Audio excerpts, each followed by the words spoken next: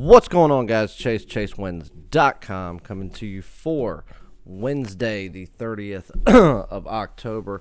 Hopefully, because we have been getting some complaints on the sound. Some of the new podcast equipment that I have bought for the podcast stuff that's going to be launched.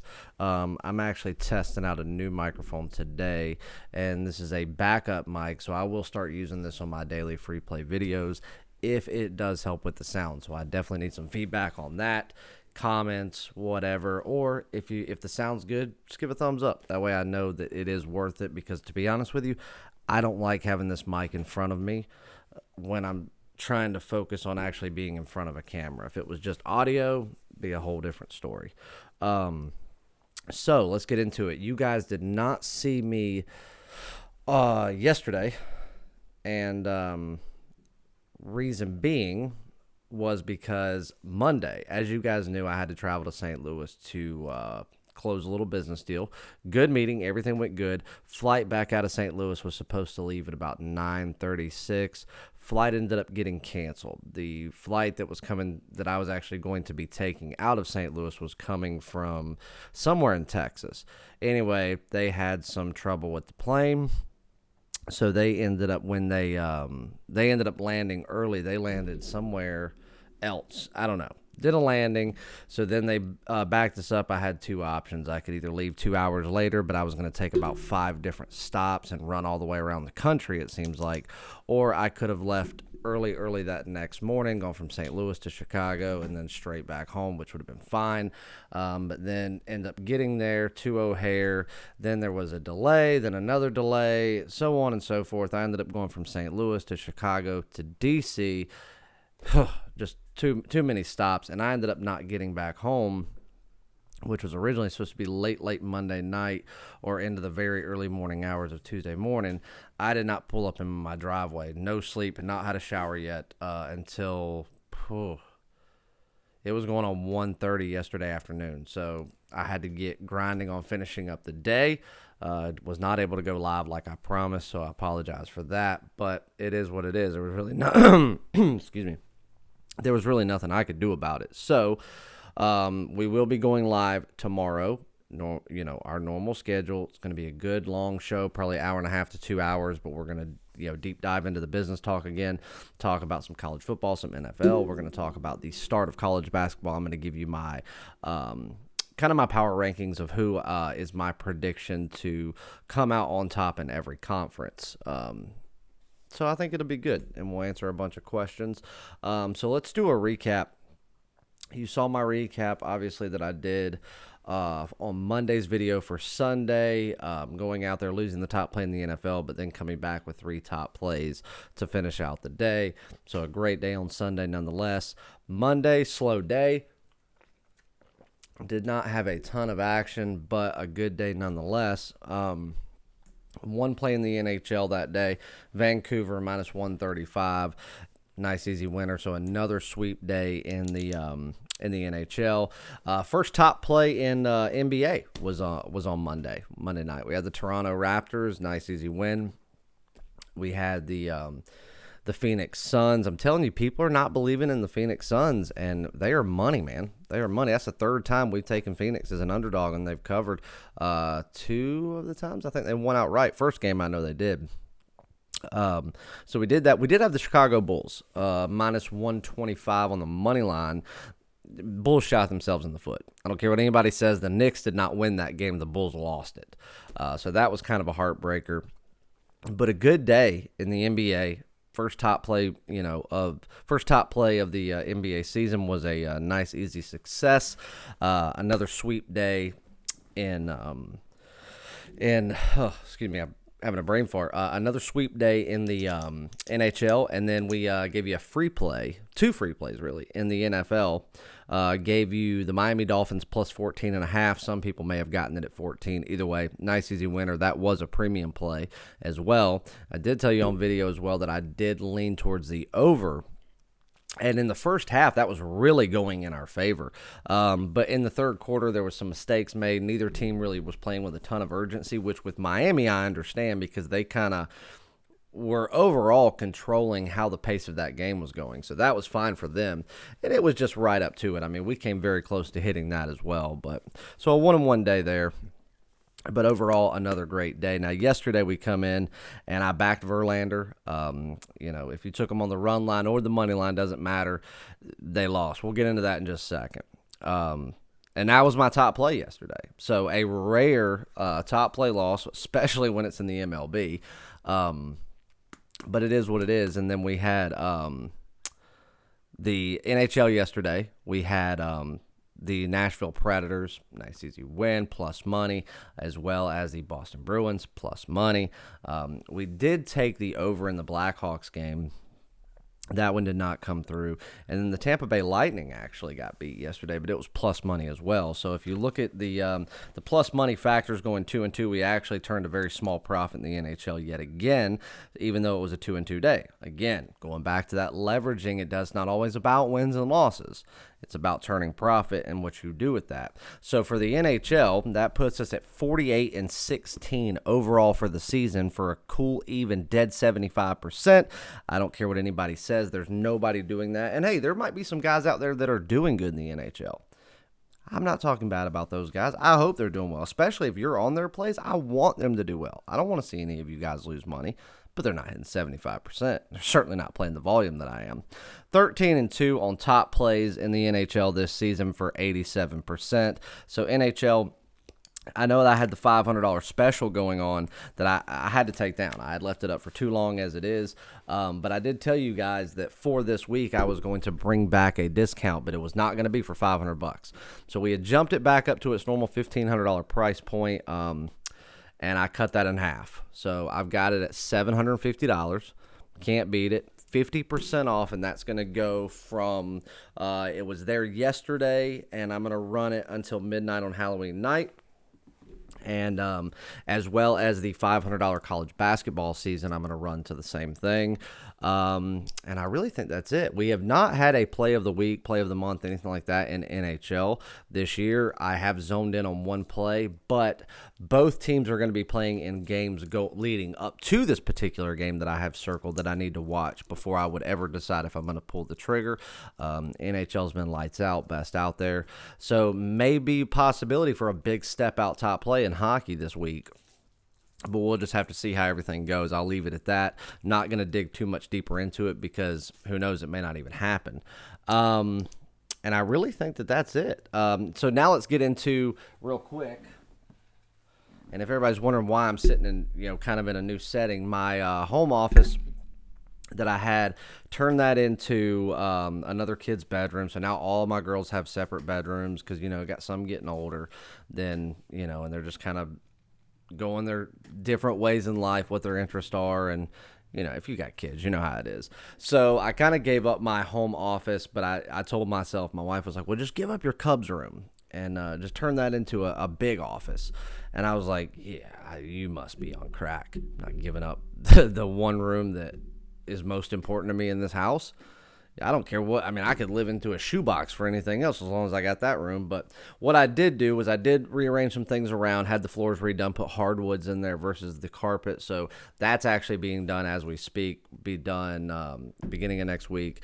Got some new furniture coming in and going to turn that into not really a home office, but I will have enough space to work from home there, as well as a little podcast set up from when I'm doing some podcasting with some people, in other states.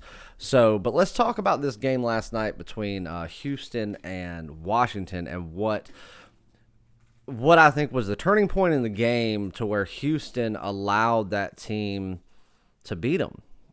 Hey, stop doing that. If y'all hear that noise, that's my dog chewing on her toy.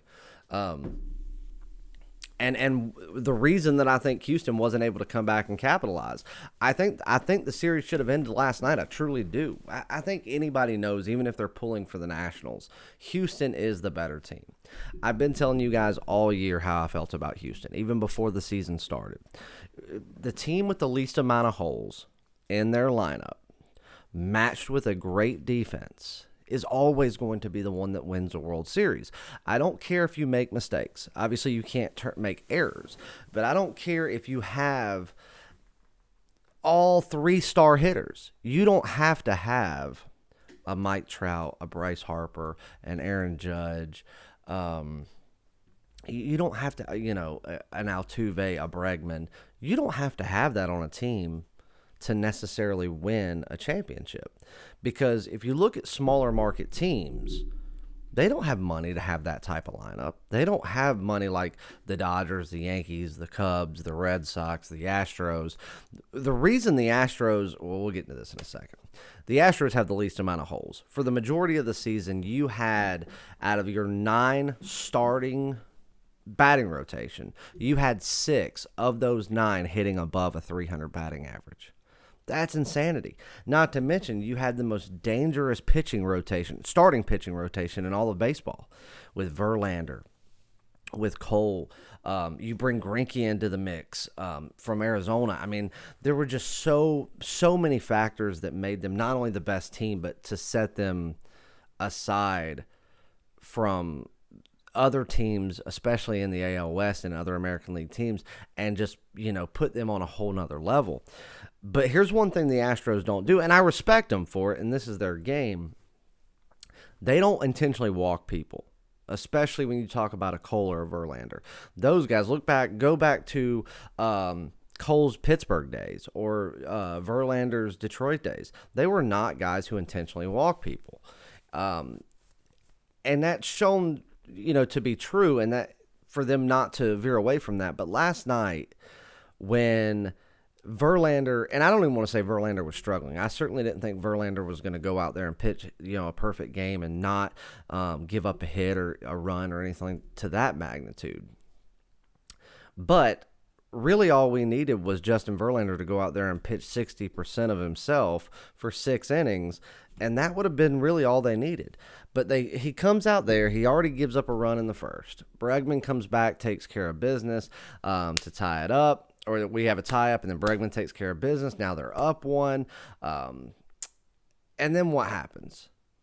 You have a guy that comes in who has been the kryptonite of every team they've played and has essentially been the Astros' worst nightmare if they had to have one in this series. It's a guy that gets on base every time. It's a guy that's hit multiple home runs in this World Series. And Justin's with 2 outs. You do not have a man in scoring position yet. All you need is 1 more out. I don't care if you're loading the bases. I don't care what the situation is. You do not flirt with that man. Same goes for when the Yankees played against the Astros. The Yankees should have intentionally walked Bregman in the final game that they played. And I told you on video, I was sitting beside a guy, and I was like, they better not flirt with Bregman. He'll take one out of here. Boom, 2-run homer just like that. Same thing happened last night. Yeah, if you did walk the guy and you give up 1 or you do something, they still have to work for it. Do not pitch to a man that can hit whatever you throw at him. And Justin was struggling with that high elevated fastball. He did it in his last start. They do it. They give 1 up. Momentum shift from the start. They were not able to capitalize when Altuve came up. Man on third, man on second. Only 1 out. You should have capitalized in at bare minimum. Sack fly, whatever you had to do. A bunt going down the first baseline would have been nice. Give up the out, tie the game up, bring that momentum back. They just didn't do it. And so the Nationals swung for the hills from there, and they deserved the win. I just don't think that it should be going to a Game 7. Now, everybody's talking about and this is free play, by the way. Everybody's talking about, well, it's destiny. You have Max Scherzer coming back. He's going to pitch, and he's going to take the Nationals to their first World Series in franchise history. I'm going to be honest with you. Max coming off of them spasms. Yes, he has the cortisone shot that he got. Let me tell you something. Somebody that's had multiple knee surgeries due to sports, I've had many cortisone shots in my day. Are they a lifesaver? Yes. But to go out there and do what they need him to do today, I don't know that that's going to be enough. Now, you have Hudson and you have Corbin, that if there's any 2 pieces of that bullpen that are the most dominant and reliable, that is who is going to be backing up the Nationals today. So you would think Nationals upper hand by far. Is that the case starting pitching? Yes. But coming off of that, we don't truly know where Max really lies in how good he feels. I saw him throwing bullpen yesterday, just kind of getting loosened up. He was throwing from flat ground, then he got slightly elevated. So do I think Max is ready? I do. Do I think that he is 100%? I don't. And I don't think that anybody can really humor themselves into believing that he is. Because if he was not, I mean, you got to think, this man just sat out of a World Series start at home. That means that, we were talking about he couldn't even dress himself. He couldn't move. I don't think that a cortisone shot's going to take you from that to 100%. I just don't believe it. I know how those shots do. I know how they feel, and I just don't believe it. But, so that is where the Astros, starting pitching-wise, can come back and take back a little of that advantage. Do I still think that Max Scherzer holds the advantage today? Yes, depending on his percentage. Now you get into the bullpen, and you would say, okay, the Washington Nationals have the bullpen advantage today because of Corbin. The Astros had to, probably burn through a little more of their pen than they wanted to last night, but they wanted to end the series. So it wasn't a bad decision. The bad decision was yesterday not giving up an intentional walk and making them work for it, and I truly believe you would have gotten out of that inning. But what do I know? But the thing is, everybody's, talking today. Will Garrett Cole come back? No, Garrett, he just pitched. Doesn't matter. It's all hands on deck. This is a true win or go home. There is no tomorrow. So you may see Cole come back out and pitch for an inning if need be. You are going to see people come out, and if they just got to throw to one person, 2 people, 3 people, 1 inning, doesn't matter. It wouldn't surprise me if Verlander came back out and pitched in the 9th inning if they were up by multiple runs. I don't know. I don't know. This right here is probably the hardest game that anyone could truly call in this entire postseason. Everybody knows who I think is the best team. Even if the Nationals were to win this thing tonight, which they have it's not like it's a long shot for them to do so. I still don't think that makes them a better team than the Astros. I just don't. The Astros are a deadly, deadly team that have made some mistakes that may end up costing them. Do I think that the Nationals should be favored tonight? No, I do not. I think that this line is about as sharp as it could possibly be at minus 135 in favor of the Astros. The total sitting at 7.5, I think, is a little bit low. So I lean over just a little bit.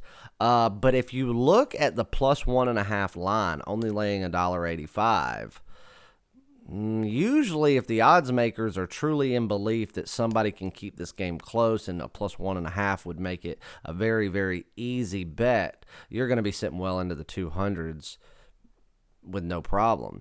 $1.60 at minus 1.5 on the Astros side is, in my opinion, just a tad bit.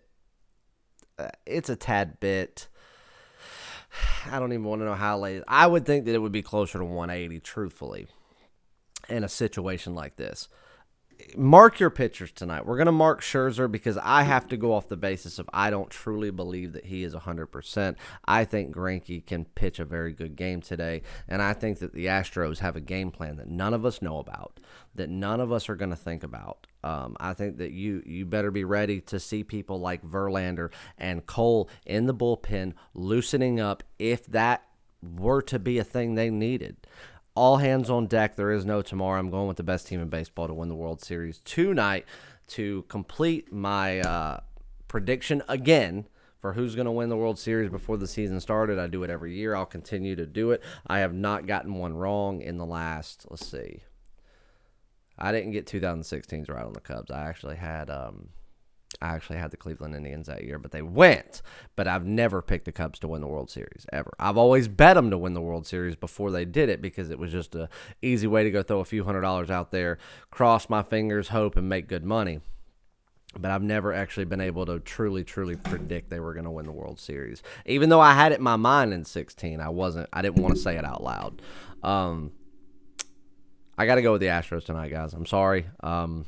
People may not like it. Shout out to my customer, Trevor, my boy. He was actually at game 5 in Washington, and and he bought me some merch that he's sending me, so appreciate that, Trevor. He knows how big of a baseball guy I am, so. Free play today, guys. I got to go with the Astros. Lay $1.35. Mark your pitchers, Scherzer, Greinke. I truly, truly believe that Scherzer is no better than 75%, which I do believe he can give up the long ball and give it up early. And if that's the case, this crowd is going to be nuts. And I truly believe whoever jumps out and gets the early advantage in those first 4 innings is going to be your champion. I'm going to go with the Houston Astros. I'm going to lay the $1.35. We will have NBA action tonight. We will have NHL action tonight. Make sure you jump on the season. Today's Wednesday. Jump on a week package for $99. A bunch of people jumped on Monday when I gave the extra day. I tell you what. Let's give something today. What do we want to do today?